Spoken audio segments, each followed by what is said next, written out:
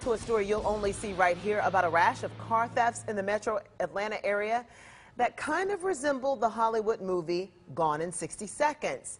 Thieves are stealing cars and sending them on a very long journey for a lot of money.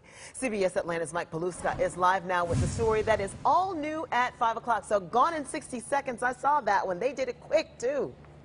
Pretty much, yeah, and they're doing it quick here too, Jaquetta. What we're hearing is that they actually have lists of cars that they're going after, and they'll drive around looking for them, and then when they find them, they will take them. Why we're at this warehouse here is because LoJack actually led police here while they were tracking down a very nice stolen Mercedes. But when they got into that warehouse, after they tracked it through LoJack, they were shocked by what they found.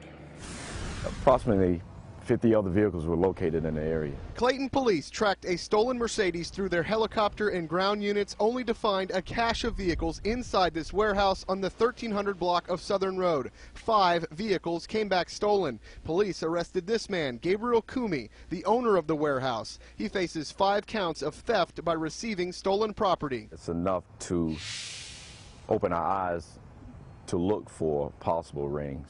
Sergeant Otis Willis with Clayton Police says Kumi didn't even have a business license, no paperwork to ship the cars, and no documentation about where the cars came from. The cars were set to be loaded on trailers and shipped from Atlanta to Savannah and then Ghana, Africa, where they were to be sold on the black market. So we're in East Point, Georgia, and there's several of these warehouses here in Metro Atlanta.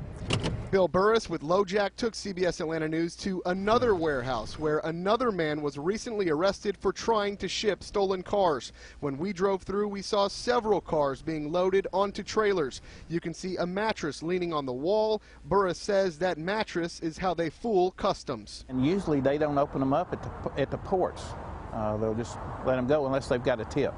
So they'll put 7 or 8 cars in the front of the container and put junk household goods in the back. Must frustrate you, right, knowing what's going on? A lot. You know, as many cars that are being exported, you come down here and see something like this, is there ever going to be an end to it? There's so much being shipped overseas, and with customs, it's a limited manpower, and they can only search so many containers. David Renault is a special agent with the National Insurance Crime Bureau. He says criminals have found an easy way to get cars out of the country, and drivers in Atlanta are paying the price.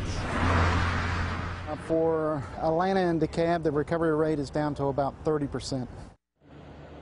And Burris says he's trying to get that recovery rate a lot higher. He's doing that by trying to do a multi-jurisdictional cooperation between law enforcement agencies so that they realize what problem is going on so that they can try to now stop it. We're live in Morrow in Clayton County. Mike Paluska, CBS Atlanta News.